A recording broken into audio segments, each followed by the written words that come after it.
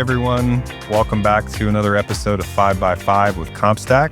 My name's Brian Caldwell. We've got an exciting episode today where we'll take a look at the Phoenix industrial real estate market.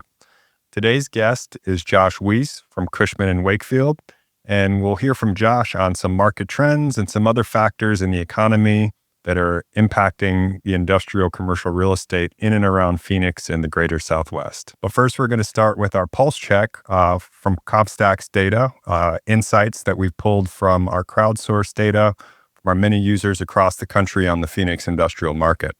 Starting with the leasing surge, so Phoenix industrial leasing volume hit 6.5 million square feet in the second quarter of this year, which is a 42% jump quarter over quarter and a 53% jump year over year. Comparing Phoenix to the Inland Empire, two very popular and notable West Coast industrial markets, Phoenix industrial rents have actually overtaken the Inland Empire in some quarters, a major shift after trailing during the 2021 and 2022 boom. Looking at concessions, free rent periods as a share of lease term are up 140 basis points since mid-2023, but that's actually only in properties built after 2010, so only in new properties. And lastly, we'll compare a little bit about heavy industrial and light industrial. Since 2020, heavy industrial rents have averaged 19% higher than light industrial, though both have pulled back since their recent peaks. So Josh, thanks for joining us today. Welcome to the podcast. So we'd love to hear your expertise on your market and your property type. And why don't you start with telling us a little bit about some headwinds or tailwinds that you're seeing in the market? Absolutely, Brian. I'm happy to be with you. Thank you for inviting me to join in this conversation.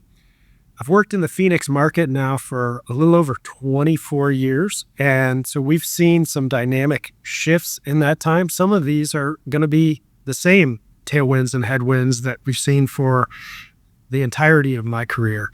But as far as the tailwinds, one of those things that has been consistent is that Arizona in general has been a very business-friendly climate. It's welcoming, obviously, for population growth, but we've got open arms for new industry as well. Along with that, its Sunbelt location and proximity to the port have made this a place where both logistics and manufacturing companies, again, along with those residents that are employed in those facilities, find themselves right at home. And then a newer tailwind that we have, and this is the two sides of the coin scenario, is we've got a lot of high quality availability. That abundance of availability provides a lot less risk that a facility that a client might be interested in would be taken by somebody else. And that is, I'm working on a couple of projects right now where that's actually going to prove to be very helpful.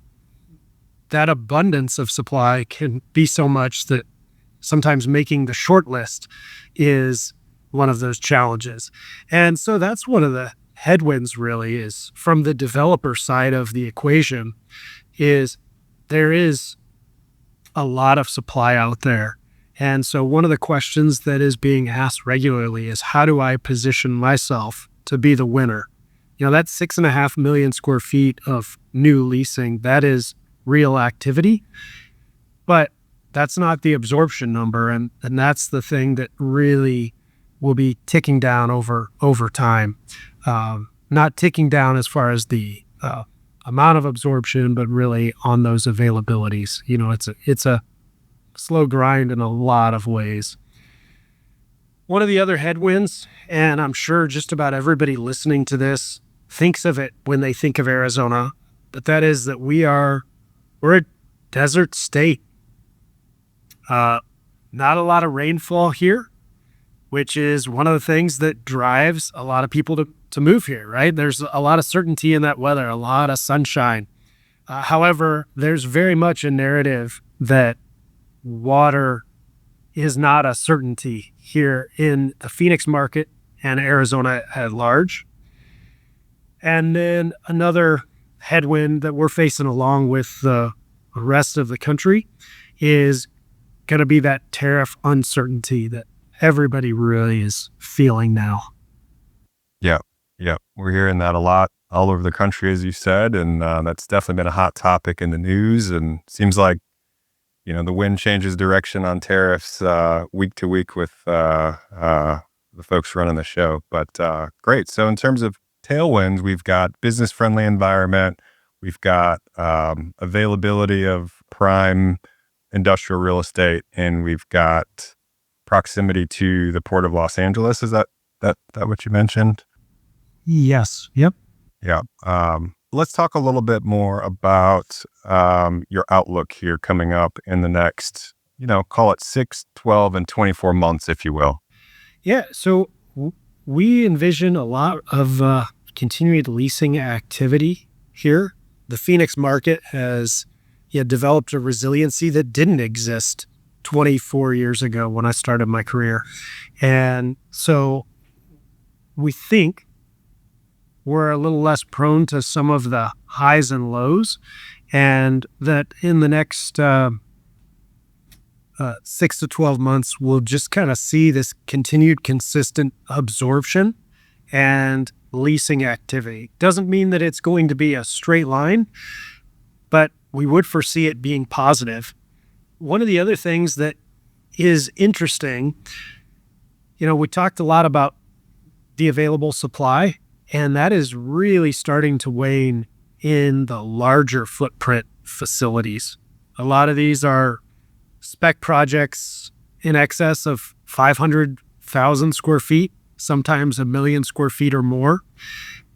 The vacancy for those projects is nearing zero. There's very few options for those considering that size range. And so even though the vacancy rate for the market in large may not indicate that it's time for additional spec construction, there's a number of projects that are working towards breaking ground here in the third and fourth quarter of 2025. And then, let's take a look at your biggest surprise in the market. If you look back over the past few years, what are you most surprised about as we sit here today in the Phoenix industrial market? Well, one of those is actually a little counterintuitive when you talk about that narrative on water.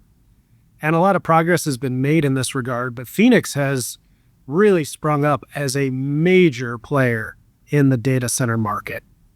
There's been a ton of projects, both announced, acquisitions made, and completed facilities, all targeting that data center world. A lot of that, I think, is targeted around the fact that the climate risk for those data centers, we are generally somewhat immune to natural disasters.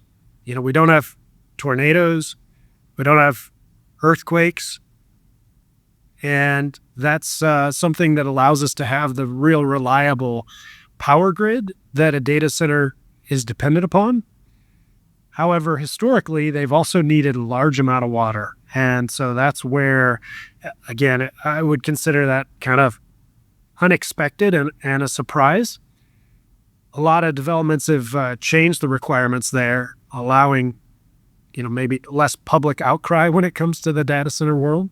But that's something that's been a surprise. Another thing, and maybe nationally it's gotten some headlines, but the TSMC, Taiwan Semiconductor, announced several years ago a very large-scale project in North Phoenix. And that was, and it will be, transformational for that market. However, just the length of time that some of those big projects take and how long-term the impact is something that has surprised me a bit. Yep. Development and major projects definitely are on an extended timeline for, us everyday folks that are doing business day to day. So I'm just thinking of in Georgia here where I'm at Plant Vogtle, which has been a national conversation, especially in the data center world too. It's a nuclear power plant that was well over budget and well behind schedule and kind of seemed to drag on forever. So the timelines of these things delivering that have major impact on what we do in commercial real estate and in the business world can kind of take some time. Great. So yeah, lastly, let's take a look at your regional expertise in and around the Phoenix markets and other Southwest markets that you may cover or do business in. Absolutely. So I alluded to it previously that there's been some changes in Phoenix over the longevity of my career. One of those is that Phoenix as a whole used to be very, very dependent on the housing industry and that population growth. When we saw the Great Recession happen, I mean, property values plummeted. And I know that happened everywhere, but it was particularly gruesome in Phoenix because that continued expansion of the housing market was the major driver for Metro Phoenix commercial real estate, or not commercial real estate, but industrial real estate. And thankfully, through projects like I've mentioned already, some of those data centers, the TSMC project, we've got LG doing a large-scale battery plant, Lucid Motors, if you're familiar with them, they're located about 45 minutes outside of the Metro Phoenix area building cars. And so there's been a lot more resiliency here in the Metro Phoenix market that has, provided just the stability and the positive outlook that I have on the market. Additionally, it's actually changed in a lot of ways how capital views Phoenix on a national level. And, for the majority of my career, Phoenix was not a tier one market for a lot of those institutional landlords. And it has become so. It may not be the top of the top, like a Jersey or a Lehigh Valley or an Inland Empire, but it's elevated itself far beyond what it was previously. And for my friends in Dallas, obviously, you guys are, and Chicago, I guess you guys are obviously tier one industrial markets too. Don't want to leave anybody out. Sure. Yeah. No, it's interesting. I would say even with rents at the levels that they're at, it has to be considered a tier one industrial market with the volume of leasing that you guys doing and the rents that you're commanding. So I'm sure that's been a cool transformation that you've witnessed over your career in the market, practicing industrial real estate.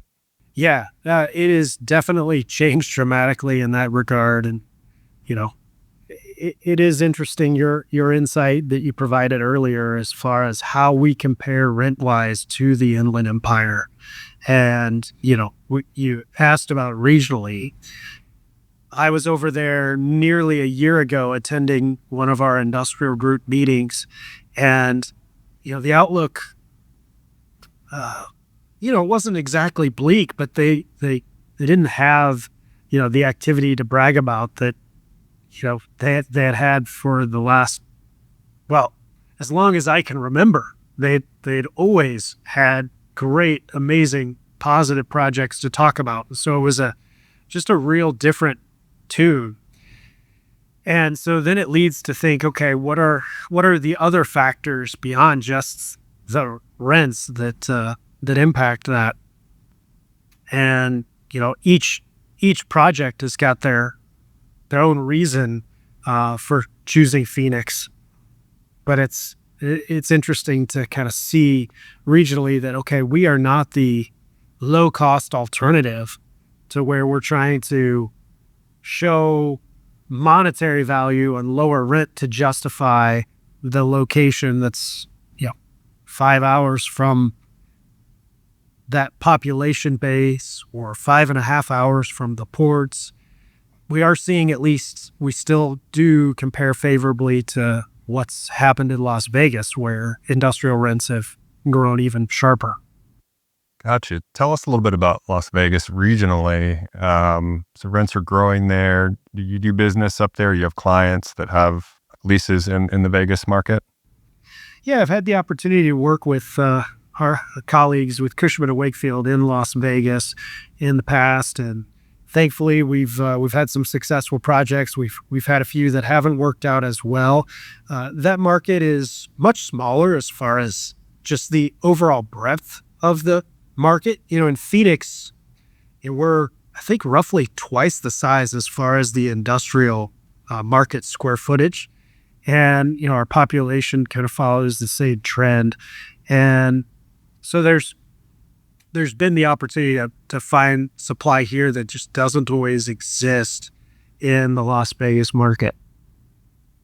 Yeah. And of course, holistically, Phoenix compared to Las Vegas as a economic outlay are different. Of course, Phoenix is more balanced, and Vegas is a little bit more hospitality, or a lot more hospitality focused in terms of the economic mix there.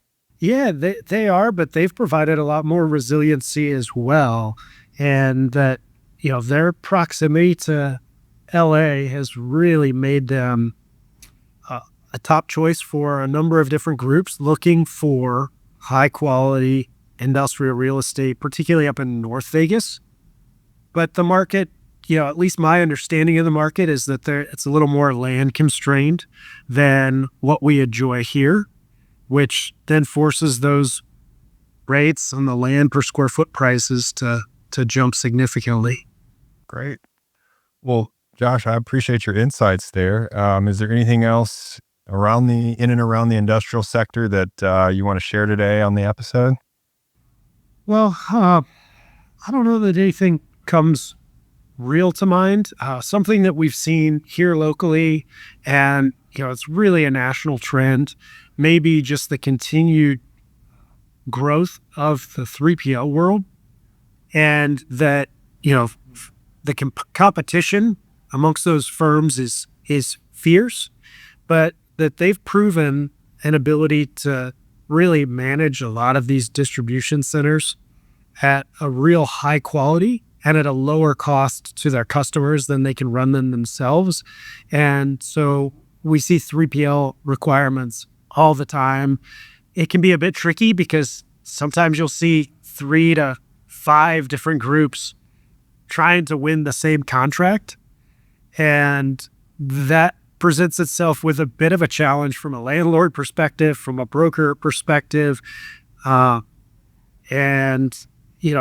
very much a national trend that I know exists, and something that will continue.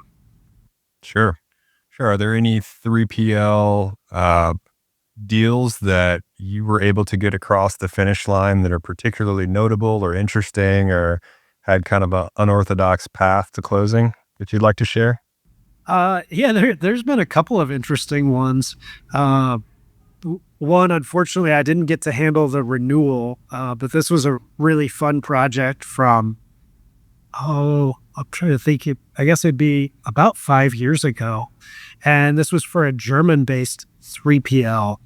And they were working with a manufacturer of mining components. And the requirement was for 200,000 feet indoors, but then for another 200 to 300,000 square feet of outdoor storage. Now, I'm going to assume most of our listeners here are going to be familiar with the average industrial building. And most of the time, they're designed to maximize the site coverage and the developer return. And so this was a particularly difficult project where we had to find somebody who had a large amount of trailer storage or some undeveloped land adjacent to the property that could be converted into this yard.